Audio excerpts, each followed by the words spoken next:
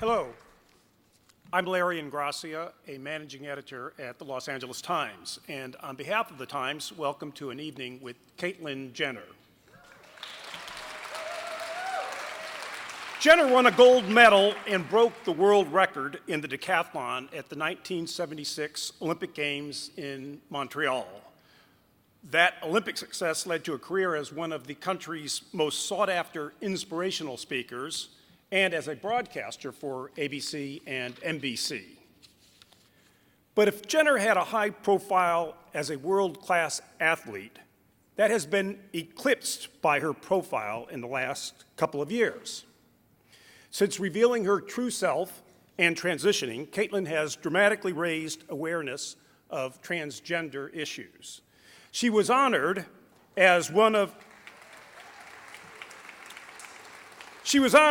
Glamour magazine's Women of the Year and received the Arthur Ashe Award for Courage at the 2015 ESPY Awards for her transition from Olympic champion to transgender activist. Caitlyn was executive producer of I Am Kate, the award-winning series on E!, and is the author of the new book, The Secrets of My Life.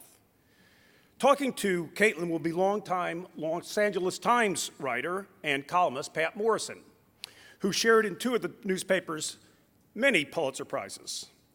Pat's broadcasting work has won 6 Emmys and 11 Golden Mics, and I'm sure it'll be a great conversation. But before we begin, a few housekeeping notes. Toward the end of the conversation, we will take some audience questions. Ushers will hand out note cards for you to write your questions, and please include your name so we can identify who the question came from. We also would like to thank our bookstore partner, Mysterious Galaxy. You can buy signed copies of Caitlyn's book in the lobby. And if your ticket for tonight includes the post-event reception, please remain seated after the onstage portion of the evening concludes. After a few minutes, you can go to the lobby to get your book and wristband if you don't already have them, and then join the reception on the mezzanine level. And of course, please silence your phones. And now, join me in welcoming Caitlyn Jenner and Pat Morrison. Go get on. Thank you, Larry. Let's look good. Thank you. All right, thank you. Get on.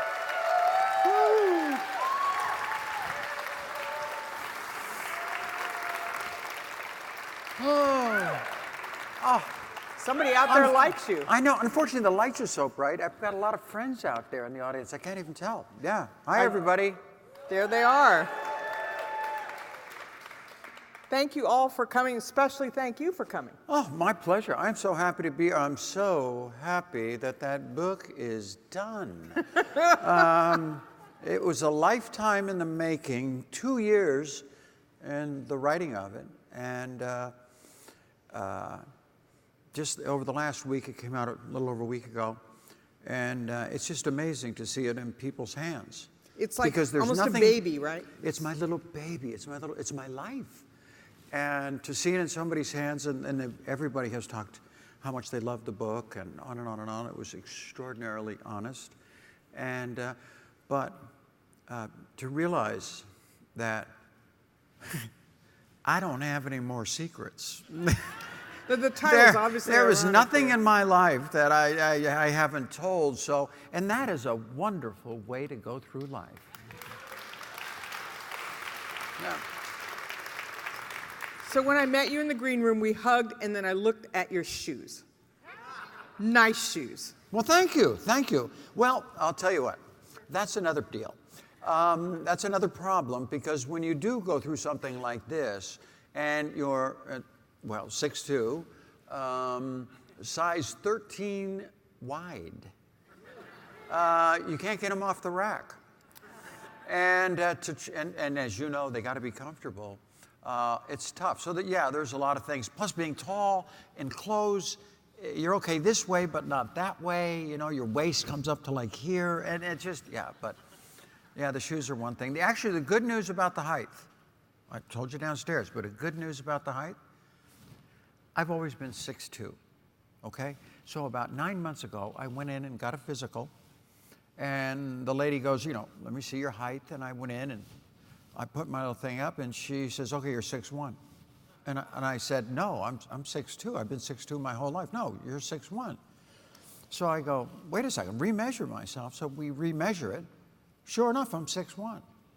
I'm thinking, this is great. By the time I'm 90, I'll be a perfect 5'10".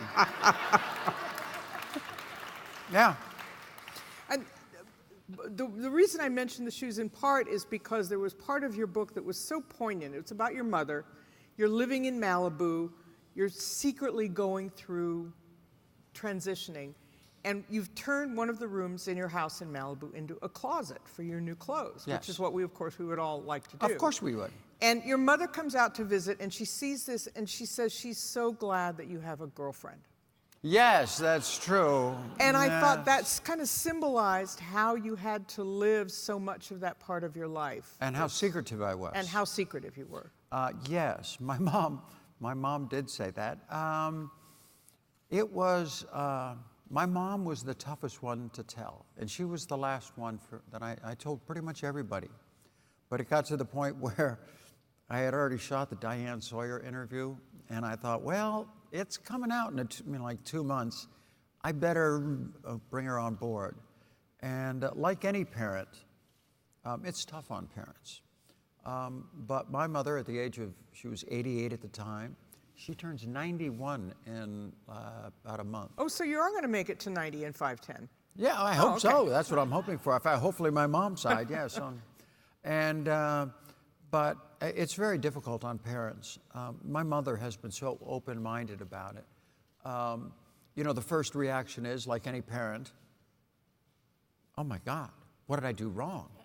You know, every parent goes that. I said, Mom, you did absolutely nothing wrong, you know? Well, what about, I remember you hated to buy clothes when boy clothes when you were really young and this and that. And, you know, Mom, you did everything just right. And I was so good at hiding. My whole life, I was very good at hiding. And you didn't know, and it took me about a month of just talking to her all the time to say, Mom, it's not your fault. This is just what you're born. This is who you are. Did you tell her about what you told in the book about going into her closet when you were little, and you would even notice very carefully where things were so you could always put them back in the same place? Put them back perfectly in the same spot. I did that for a long time. I told her I did steal her. You know, I used some of your clothes when I was very, very young. And my sister the same way. But it's, you know, every journey is different. If I've learned anything over the last 2 years of being out, because see, I had never met anybody who was trans until I came out, basically. So I had a lot to learn. But the one thing I have so enjoyed over the last 2 years is the people in this community.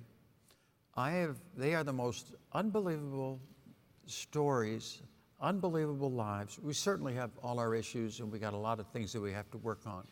But I have met some of the most wonderful people out there that are smart, intelligent, got their life together. And I think some of them are out there. yeah. And there's nothing more fun than me going out to dinner with like 3 other girls and everybody just swapping stories, you know. And every story is different, how they dealt with family, how they dealt with society, to come out the other side and be a better person. You know, when I was looking online today, I noticed there's no Wikipedia page for Bruce Jenner. There's just Caitlyn Jenner. They wiped it out? Was that your request? No. So somebody out there's looking after you. Maybe, well, It's got all the Olympic history in there, but you look for Caitlyn just Jenner. all it is Caitlyn Jenner. It's amazing. When the Vanity Fair article came out, Diane Sawyer was one thing. It changed. See, I was getting destroyed in the tabloids for years and years and years. And they were coming up with every story that they made up. And I was getting destroyed. And when Diane Sawyer came out, that changed the narrative. All of a sudden now they couldn't come up with those stories any longer, but they still didn't know what the rest of the story was. You've gotten ahead of them on that. Yeah, we finally got ahead of them. So if they did, they wouldn't look good, you know. And so when the Vanity Fair picture came out, that cover shot. The Gilda shot? It was interesting. I did not pick that shot. I mean, obviously I took the shot. because I had never done, up to that point, when I did it, it was good old Annie Leibovitz. I love her to death. I had never had hair done, I never had makeup done, I never had a wardrobe, I never had any of that stuff. They brought everything to the house. This is like, you know, Christmas. I mean, I was like, oh my God, look at this, 2 rooms full of clothes. I've never seen that before. This is wonderful.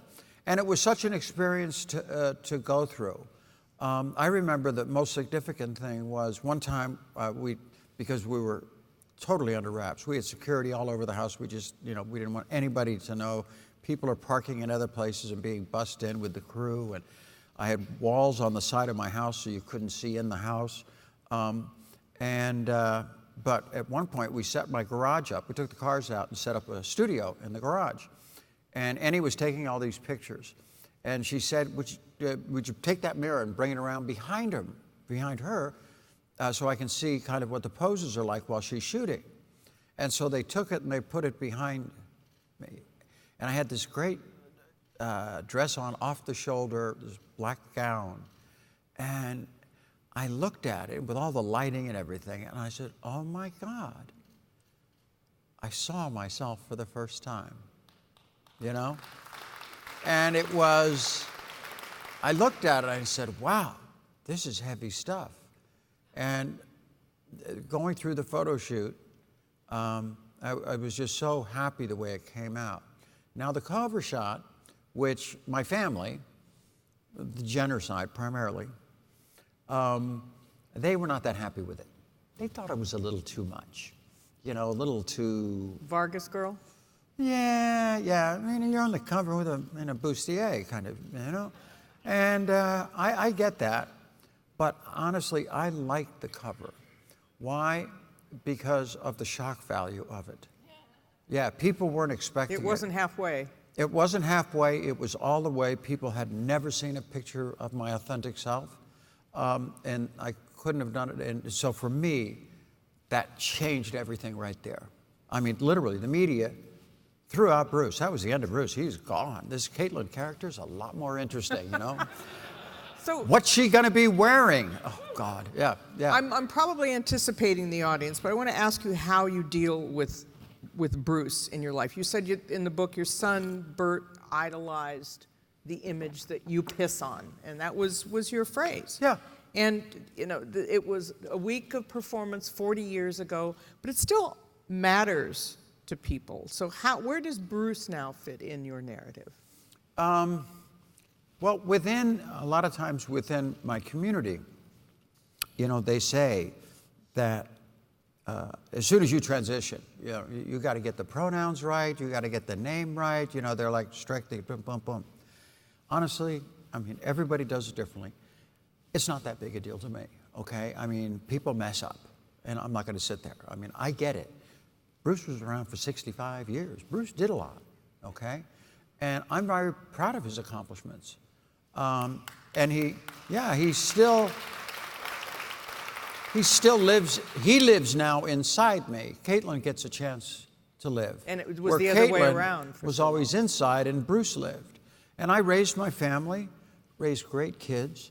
You know, I did a lot in my life. I worked all my life, was successful. You know, won the games, beat everybody in the whole world. Actually, I do have the ultimate double, okay? That I hope nobody has to go through to match, but I have the ultimate double. Olympic decathlon champion and Glamour's Woman of the Year award. Nobody's going to top that. Nobody. How can you top that? That is an extraordinary life. Yeah. So, yeah. And so I'm proud of that part of my life. So I don't say, I'm not going to, you know, I'll just forget it. That is part of my journey. To be honest with you, I look back at the games and everything I went through back then. And at the time, you don't really think about it. But as you get older in life and you look back on it, all of the things, why did I drive myself that hard to become that good at something? I mean, I spent 12 years of my life, 6 to 8 hours a day, every day, 365 days out of the year, training, living on a poverty level. I lived on $10,000 a year in a $145 a month apartment, and I worked my ass off. And why was I driven like that more than the next guy? Because to be honest with you, I wasn't like the best athlete out there. I was the best trained, I was the best prepared, I was the smartest guy out there, great head. I could bring the performance out in me. Why was I like that?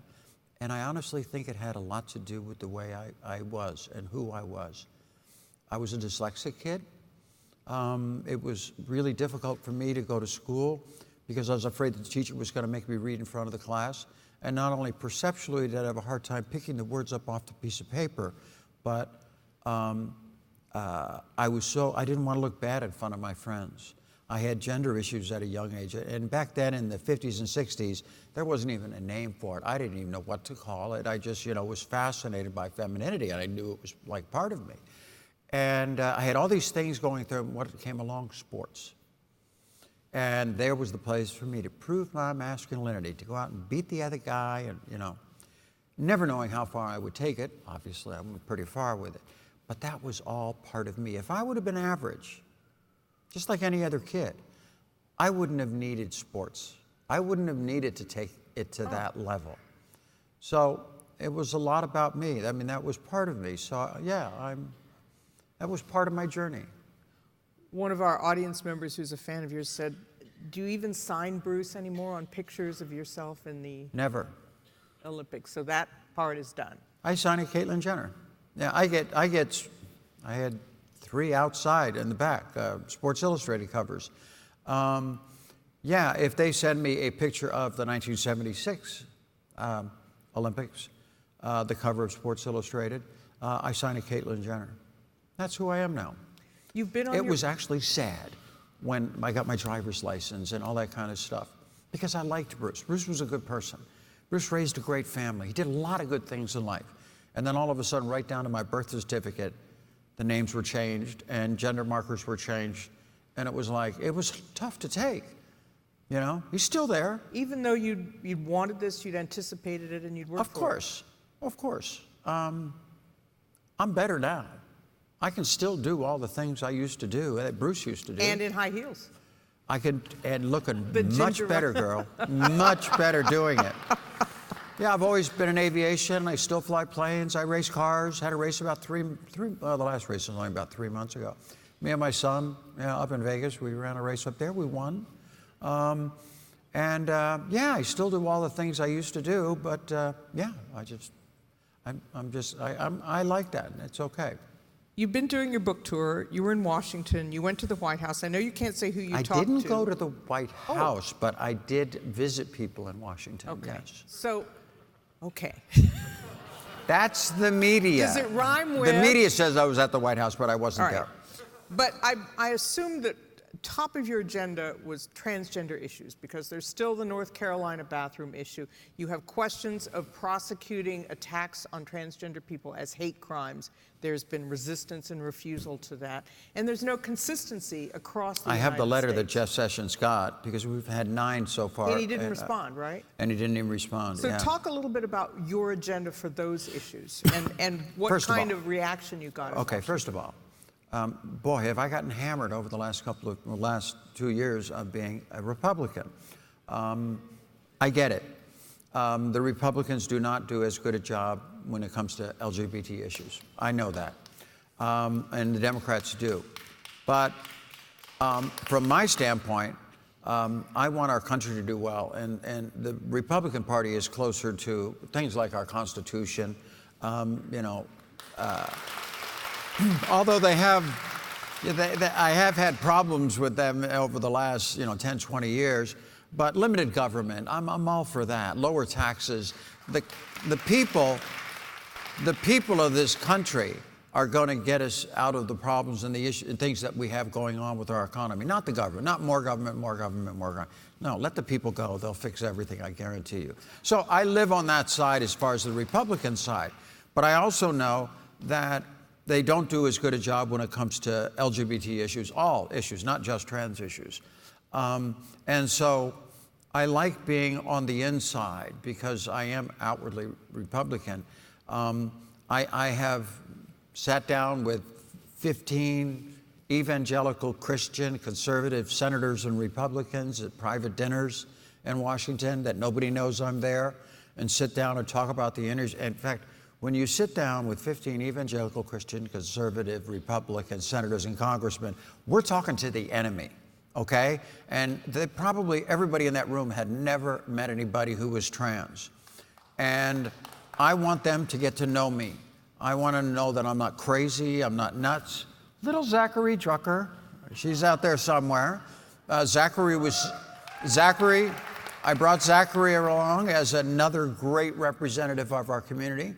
And we sat down and we talked for 3 hours about faith, about politics, about the issues that are out there for our community.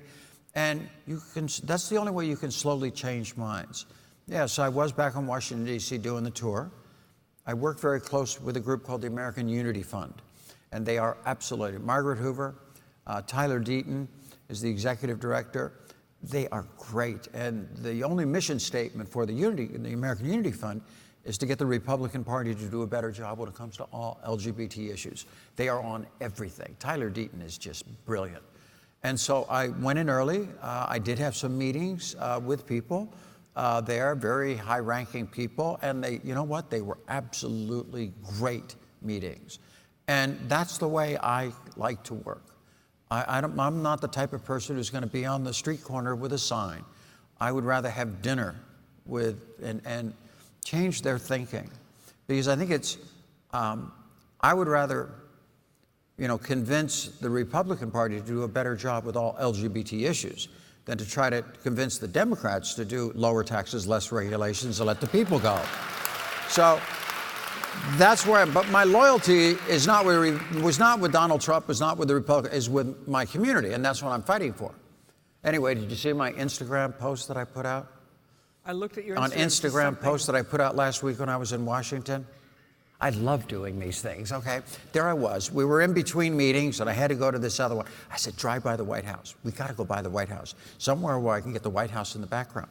So we finally found it, and so Tyler Deaton with the American Unity Fund, and I said, hold it. And there was like 15 people behind him. And we had the White House in the background. I hold up my book. And I said, President Trump, here I'm in Washington, D.C. I would love for you to read my book. You might learn something. And by the way, when you're done with it, could you give it to Jess Sessions? And just little things like that. You kind of get your point across.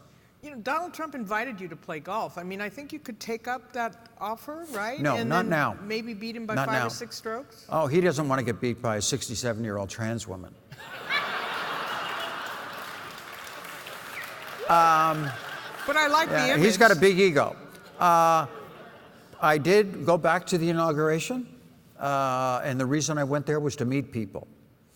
And I have not had the meeting yet, but it was it was open that I was there. But the one real person I wanted to talk to was Mike Pence. He has passed some very anti-LGBT legislation when he was governor. And just really bad stuff.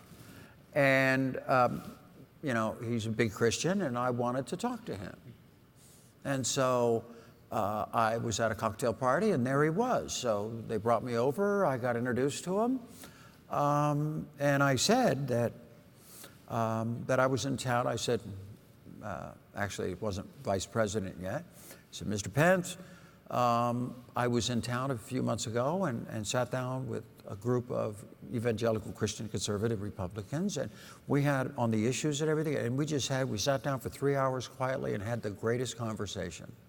And I said, I'm a Christian, I'm a Republican, conservative thoughts, but I'm also trans. And I'm also a person of faith. I would love to have that conversation with you. And he looked at me and he goes, you know what, I would love to do that. And that's how I feel like we can make progress. Then I sealed the deal. Yeah. How'd you do that? Then I sealed the deal.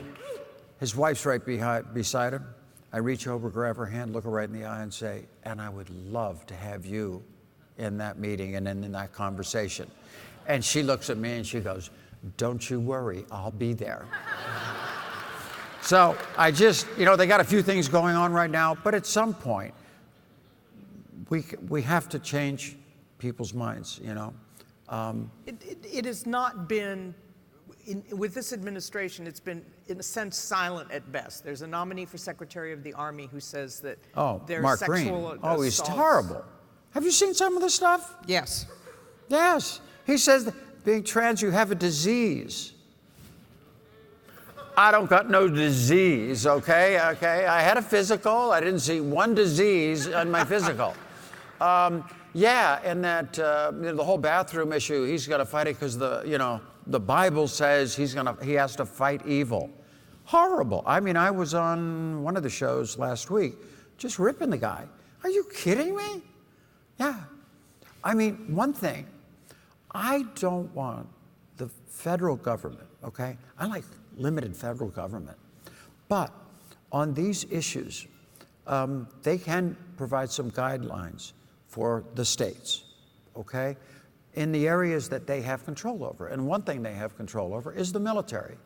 Well, when Obama was in, he did say that, I don't know if it's exactly passed, but that trans people who are already in the military, I mean, we have trans guys for a long time on the front lines, in Afghanistan.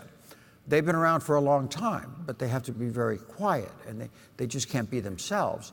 And that they could serve in the military, this is great. The federal government's in charge of the military, they can do that. But what that does is it sets up a precedence for states, and it's an argument for our community. Like in North Carolina, it's like this guy can serve on the front line, okay, in Afghanistan.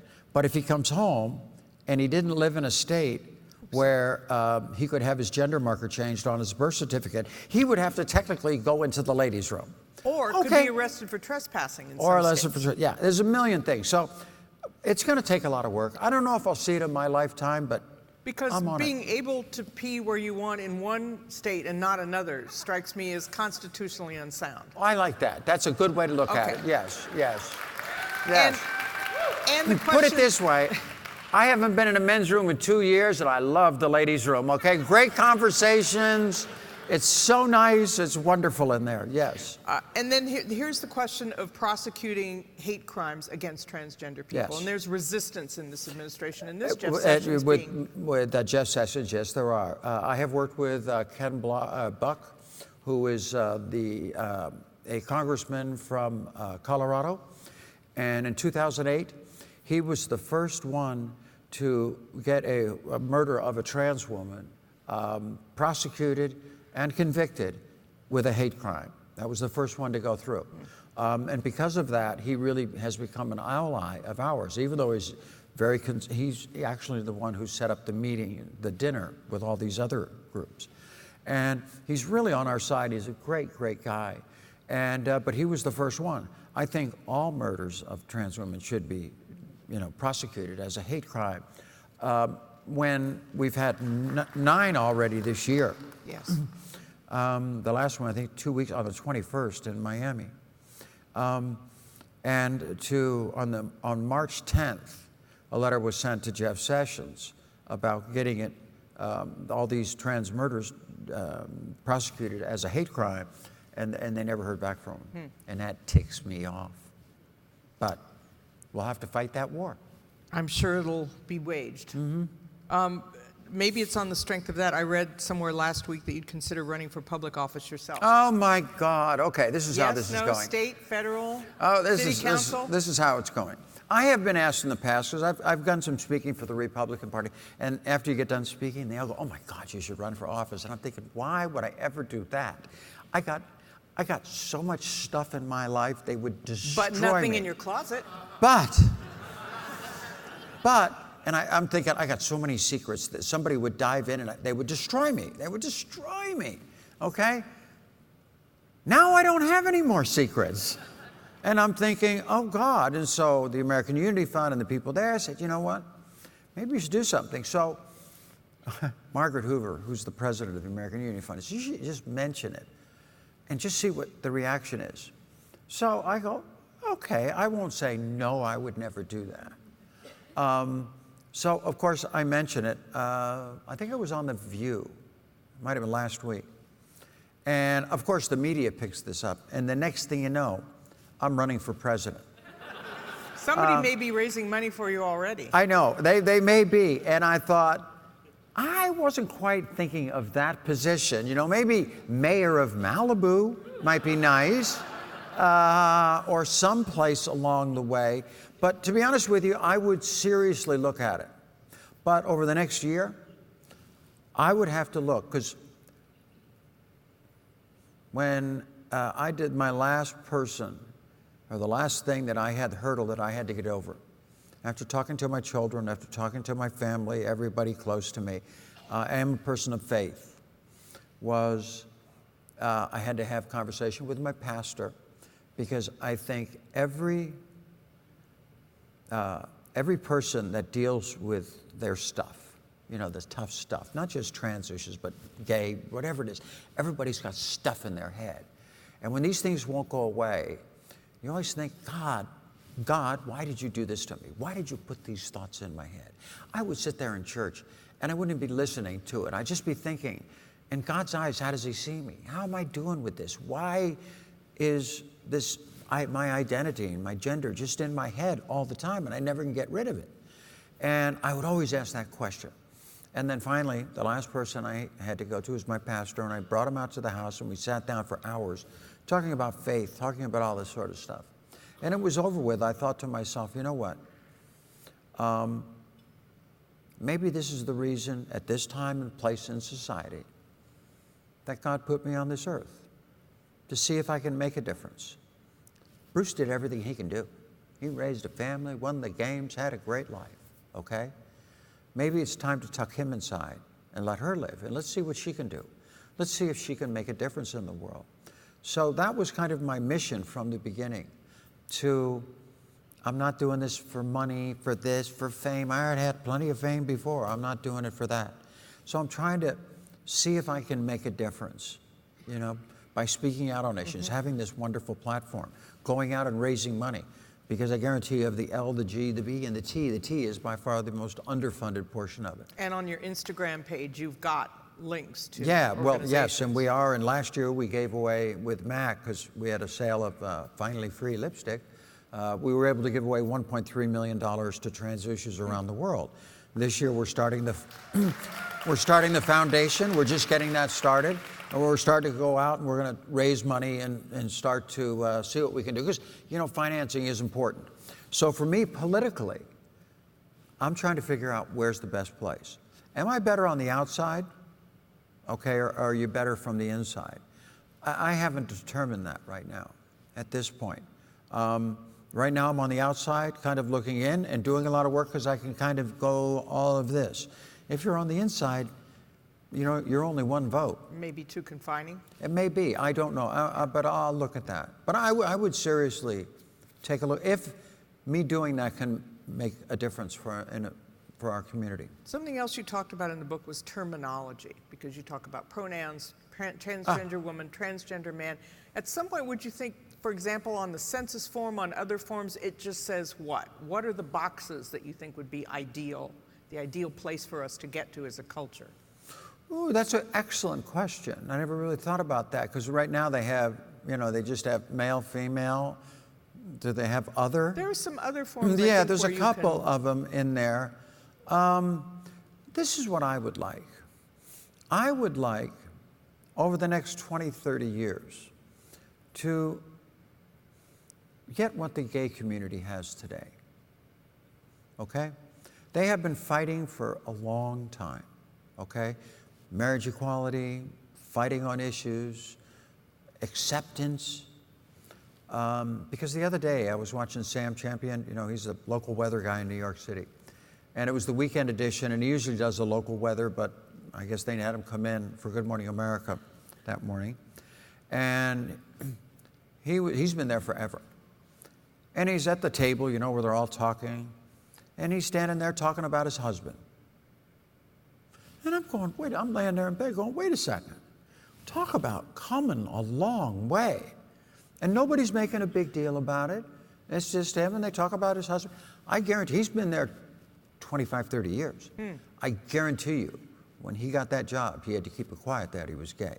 He could never let something out. Probably For a long, long time of his career, he had to be totally quiet about it. What a shame. But the community has come that far where they can stand at the table and he can talk about his husband and nobody makes a big deal. I would hope our community gets to the day where we have that acceptance that just being trans is natural, because it is, in humanity. And it is part of what humanity is all about. You know, there are variations in humanity. If we didn't have variations, we wouldn't have evolution, you know, as man has progressed. So that's why I started the book off in the first couple of pages. You know, you give a quote, and it was a quote from Milton Diamond. And it said, "Biology loves variations. Biology loves differences. Society hates it." And to me, that was kind of what my book was about. So society needs to Yeah, catch and up so with- I would like to get acceptance for our community that it's kind of natural. So there, and under that framework, there are a couple of questions to consider. For example, you spoke often in the book about how fortunate you were to be able to afford to do what you wanted to do, and that 30% of trans women have any type of surgery, many can't afford it. So one of the questions that will emerge as this goes along toward is what you talked about, the gay status, gay equality status. Should transgender surgery be covered by insurance policies? If there is a new Obamacare, does that figure into it? Well, that is expensive. I know. Yeah, obviously, I would like to have insurance cover those types of things. Obviously, I mean, I would fight for it. And in some cases, it is. Get this one. Every time I turn around, I run into trans people. I mean, every day, all the time. And again, I was at Starbucks, and this older... This is your vanilla grande latte habit. Thank you. I've been meaning to speak to you about that. I know. I think I've had too many. But anyway.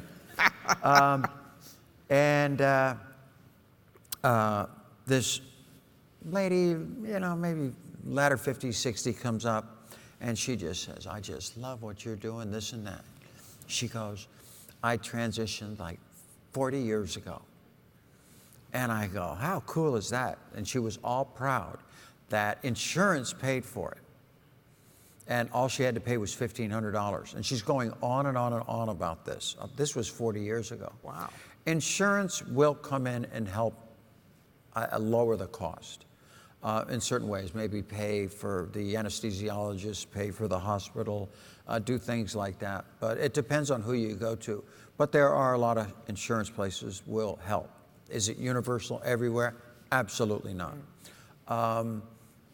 And it would be nice if we get to that point where we can help everybody if they need to have it done.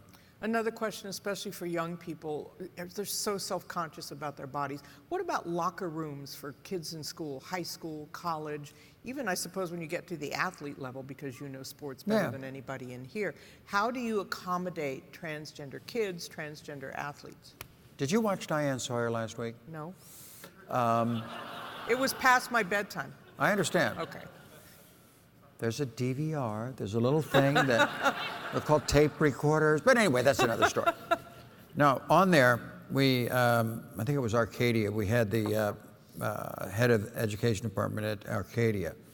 And he was just fabulous. He goes, because they fought this whole thing about the locker room. Well, first of all, I am all for privacy in a locker room, you know? I have no problem with that, and I think we should do that. So this guy was great. He goes, you know, they were going over this whole thing, and he goes, once we got the lawyers out of the room, which was the biggest problem, once we get the lawyers out of the room, and we sat down with the parents, and we sat down with the school department, and we just kind of worked these things out, they wound up putting up curtains. And then we showed pictures of the curtains, and everybody was happy. Now, first of all, I want privacy for all kids, okay? And so I'm all in. But it's not just trans kids. Just think of privacy, and especially in, let's say, the girls' locker room, of a girl that's, you know, has a weight problem. She's so self-conscious about her body, she wants privacy too. Maybe the little trans girl wants privacy. Everybody wants privacy, you know? And so, yeah, you can figure those things out. And what this school system did is put up curtains for the showers. You know, it was that simple. And he said everybody was fine, and we moved on to the next problem. And you remember how freaked out some people were when there were athletes, pro athletes, who came out as gay because they said, well, what if they're looking at us in the locker room? Oh, yeah. All that stuff goes on, yeah. This is a two-part question because you got it kind of from both sides here. So when you got your ESPY award, you got a lot of pushback from people, some people in the LGBTQ community who were saying, look, you can't represent us because you have not been what we have been through. You have not been bullied. You have not been harassed by the police. You have not been sexually attacked and been sexually vulnerable. So speak first to your answer to people who speak to you about that because you haven't gone through what they've gone through, it's not an authentic experience and you can't speak to it. First of all, I am not the spokesperson for the trans community, okay? But you're very high and I profile. never once in my life ever said I was. I'm a spokesperson for my story. That's the only story I know, okay? So this is what I represent. I represent my story. Now, the media certainly has put me into that position as being, quote, the spokesperson, lead, whatever you want to say. That's the media, it's not me. And I totally agree with them. My experience has been totally different than theirs. I agree with them 100%, right? Every trans person I talk to, experience is different. And they represent they represent what they can. So it's not about that. It's not about, oh, I deserve, less credibility as a trans person because where I came from than the next person because they got, they were living on a poverty level, did get arrested, whatever it may be, okay? What we have to do in our community is we have to come together as a community. I have been so criticized from everything that I do, even Eddie Redmayne, I talk a lot about that in the book. That whole thing coming down. And that film was The Danish Girl? The Danish Girl. Oh my God, I just went to a movie and the next thing you know, all hell breaks loose. Yeah, I went to I thought it was pretty good. I'm looking at it as, anytime we get a story like that of a trans person and their struggle, yeah, I mean, I think that's pretty good. And then all of a sudden I went, and then, then within the community, they didn't like it because it was a fictionalized interpretation of a fictionalized book, and it wasn't really the real story, and you had a cisgendered guy playing a trans character. I didn't know all that, And, then supposedly Eddie Redmayne was supposed to, that we had met and talked, and the community is all upset that I talked to him.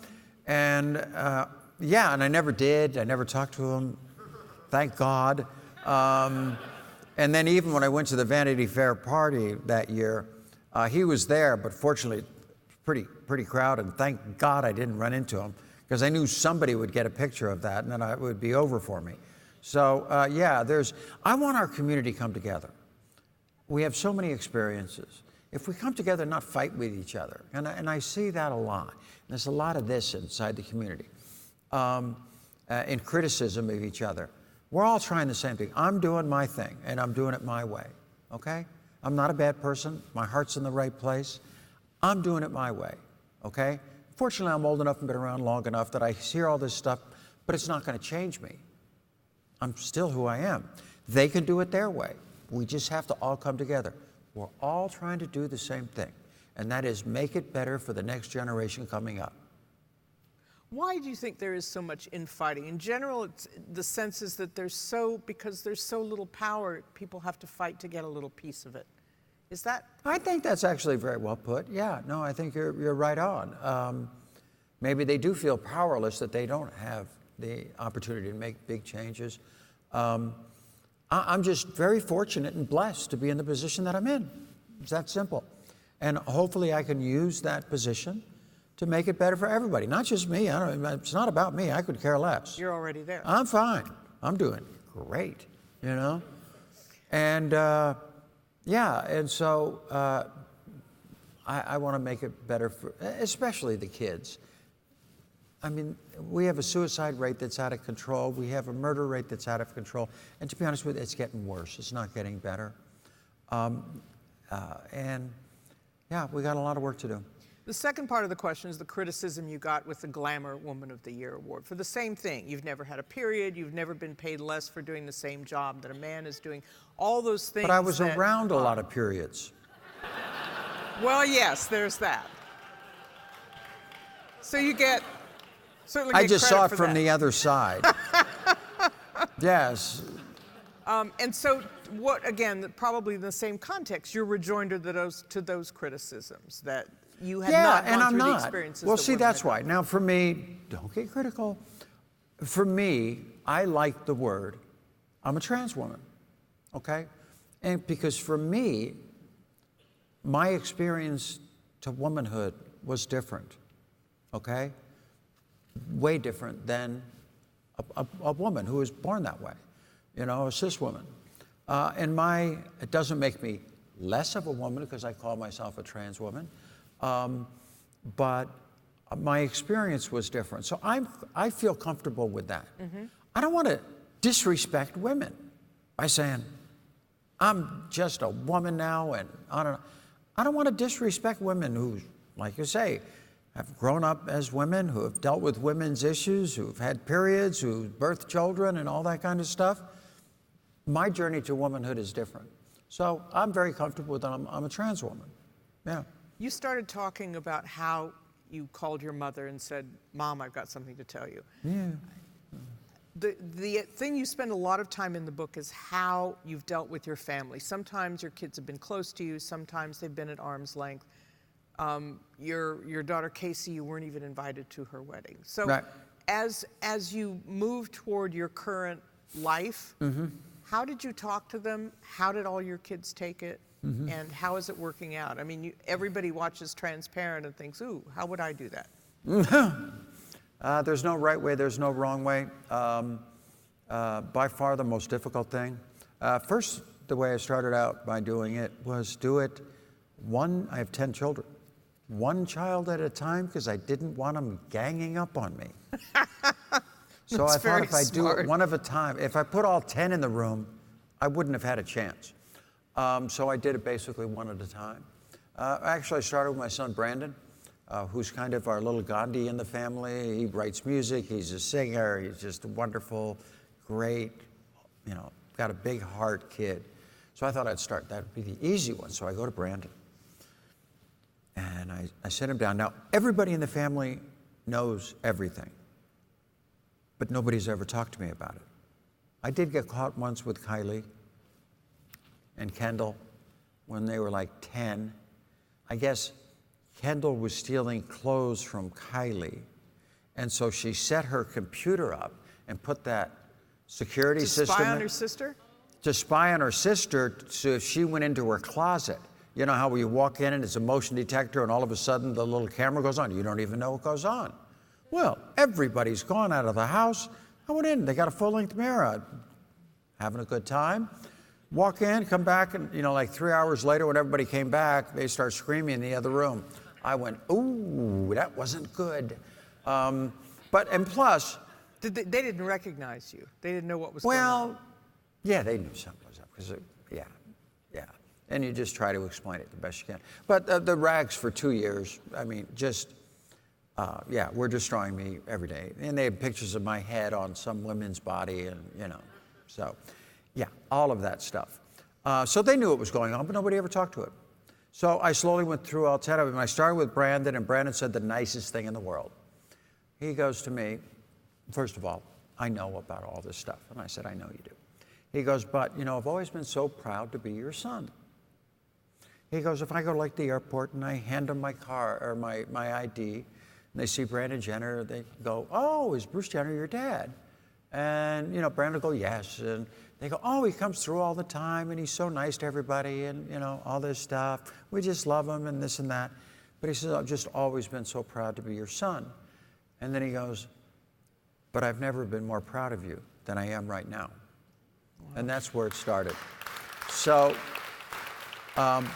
The reaction, each one of the kids is an individual reaction. My relationship is good with my children, especially I have 6 of the Jenner side. Yes, and I think in some cases, it even brought us closer. I know it brought me closer to my sister. It certainly brought me a lot closer to my mother, because now I didn't have any more secrets. And my kids, I mean, with children, because as we all know, the whole family goes through, it's not just me, the whole family goes through these issues. So much of the book, when you write about the secrets of my life, you are writing about how hard you worked to keep it secret. And it was I was a professional. You were so good. The energy you put into it, the description of you when you were going to Las Vegas, where you could free yourself a little.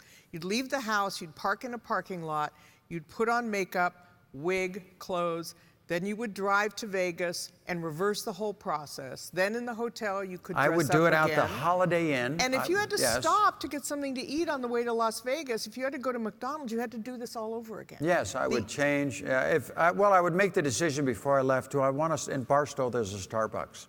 And do I want to stop halfway at the Starbucks? Because that way, then maybe I shouldn't get dressed, because I would have to take it all off. Yeah, I never, but for me, Vegas was the one place, because I did a lot of speaking engagements and a lot of corporate stuff there. So I'd go there quite often to speak. And it was kind of a fun place to go, because it's kind of wild and crazy. And I mean, I have to admit, I got pretty good at it. That I could actually go out and never talk to anybody, because of course my voice would give me away. But just walking around, just feeling comfortable with myself. I never got caught and everything. I had, as I talk in the book, so many little tricks. Oh my God, it's just, as we all know, you sit there, you got your whole life to figure out all this stuff, and you read about this, you read about that, and you find out all these tricks and that you can do to change your stuff. And yeah, the super glue one was pretty super glues and this and that and tapes and wigs and you name it. And I did a lot of stuff, so I got pretty good at it. You had fun, but you were taking chances. Oh, and of course, I wondered about that. Who am I? Is it the excitement of doing something like this and trying to get away with it? Is that the excitement that I have? Is that why I do this? Mm-hmm. Am I just a cross-dresser? Am I really trans? Is this really me? I mean, your whole life, those questions go through your head.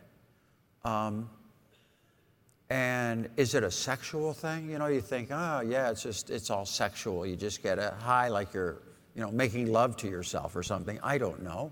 But all those things go through your head, trying to figure out who you are, who you are, who you are. And it was a lifelong process. And you had to ask yourself those questions pretty much alone. There was nobody you could talk to about it. Very few people. I had a couple of people that did know. I had a girl in New York, Wendy, who worked for Good Morning America. Actually, she came when I was in New York. She came to one of these. We've been friends for almost 40 years.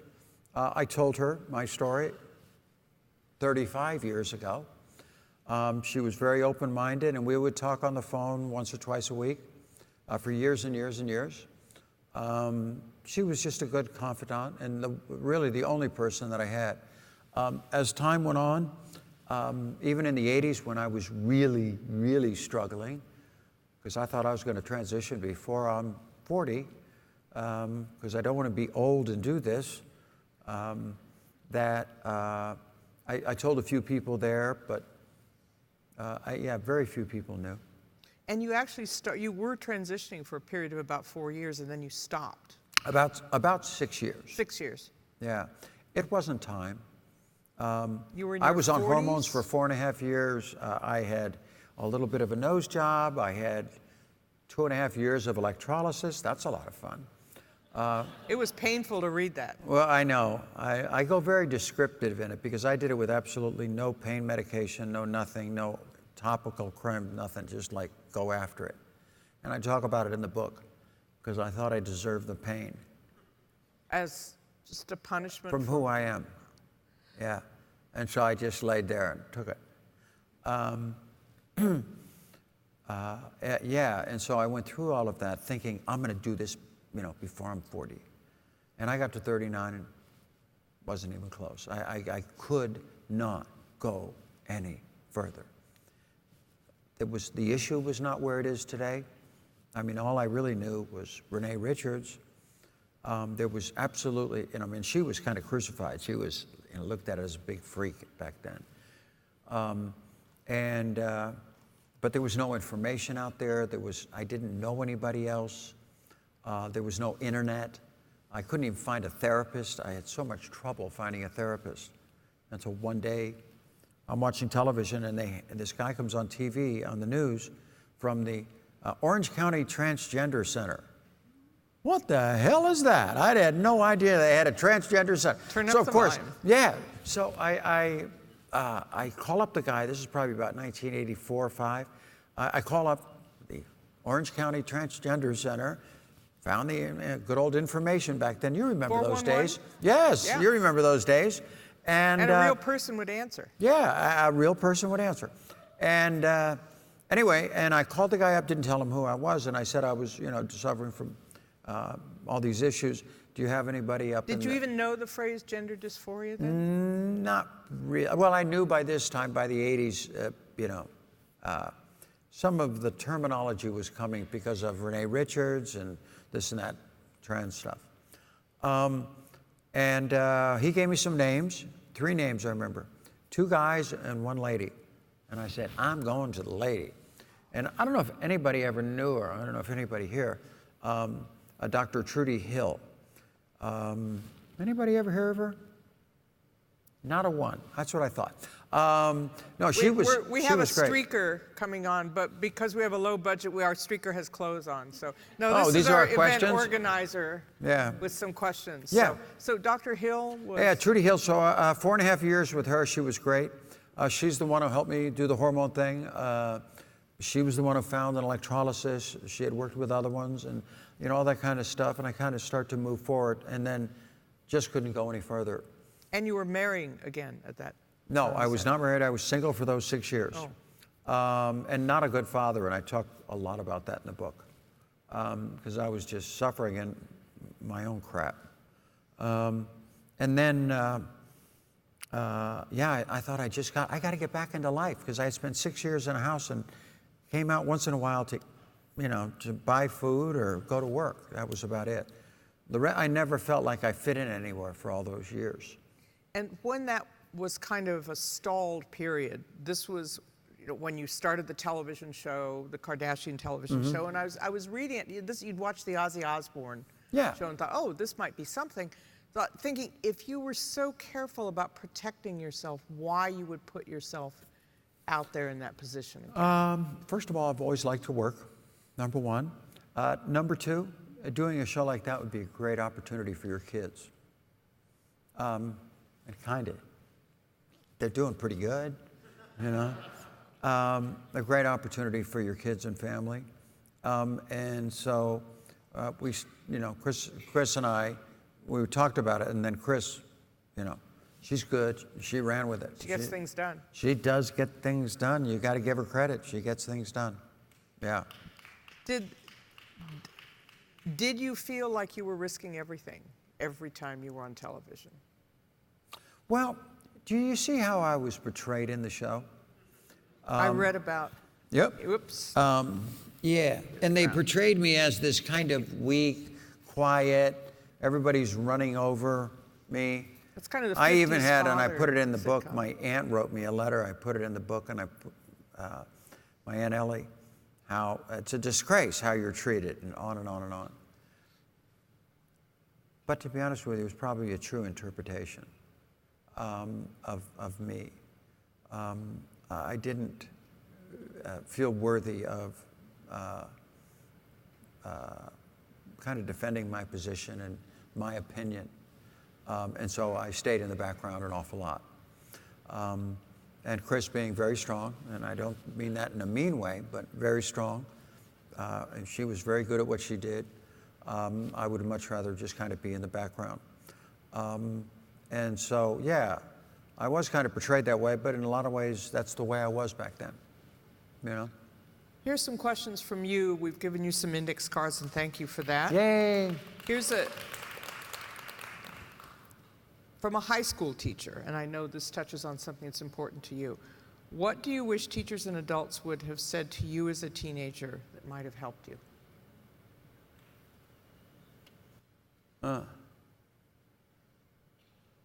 That's, you know, for me, that's hard for me to answer that question.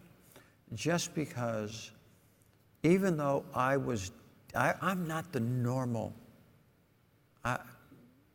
kids today at a much younger age, for many reasons, mostly the internet and society has changed. If they have issues like I had, they identify them at an earlier age.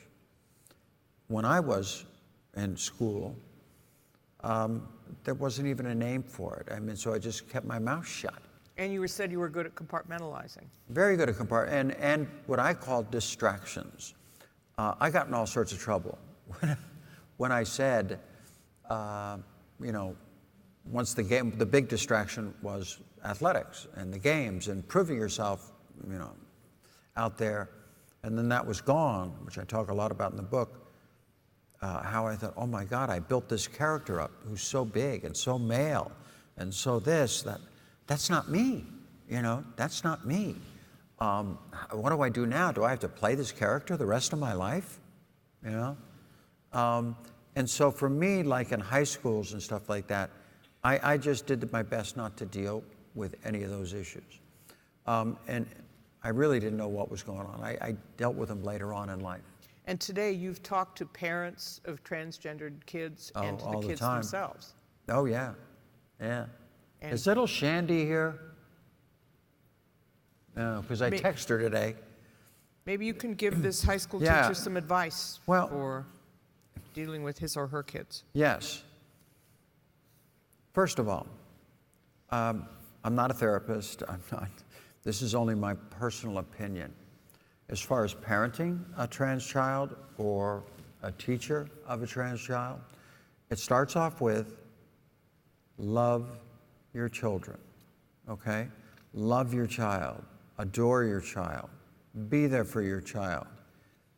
Your child will figure these things out, and in school they'll figure their things out. I think from a teaching standpoint, leave an open environment.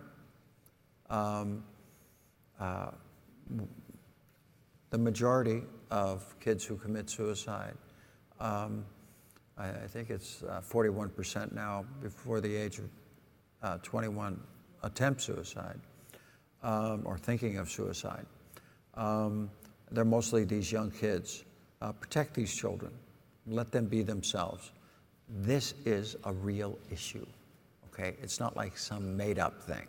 So protect the children and give them an environment to grow up in. And teachers who need to be open to kids who come to them as authority figures, as power figures. Absolutely, and protect them, yeah. Here's one. After 5 decades of life, I came out transgender 2 years ago. When you came out, the 50-plus cisgender community instantly understood my issues. And ever since, I have been the happiest I have ever been. Yay, who is that? Billy and... Where are you? Yay! Stand up.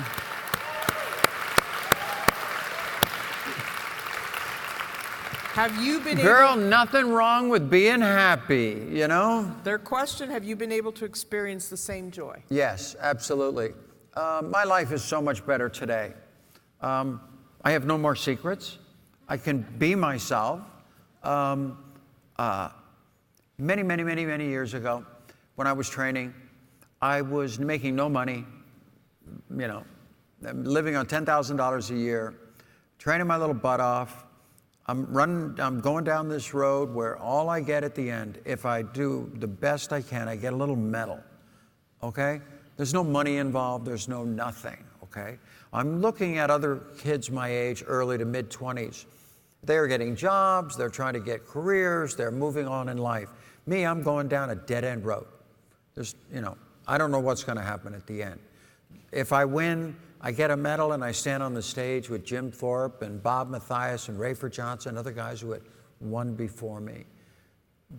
So I'm going down this road, and I'm thinking to myself, am I doing the right thing? But and then I knew I was. Why? Because I woke up every morning so excited about the day. I just couldn't wait for this day to get started. Man, the sun comes up, I'm up. I got training to do. I got weights to lift. I've got technique to learn. I've got competitions coming up. Even though I'm making no money, my life, I'm so excited about life.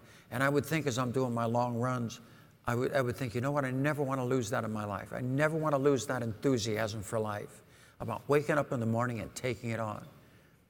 I lost that. So big time, I lost that. What did you lose it to? What did I lose it to?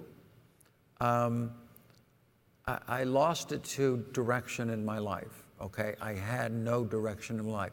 I didn't fit in anywhere. I had all these things going through my head. I was a loner, always have been.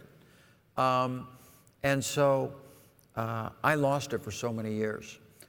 After going through this, okay, and finally being able to live my life and just get up in the morning and damn it, be myself, get dressed and go out and take the world on, it brought that enthusiasm for life, especially not just for me or just stuff, but to try to make a difference and try to make it better for the next generation coming up. There's so much work to be done. There's so many things to do.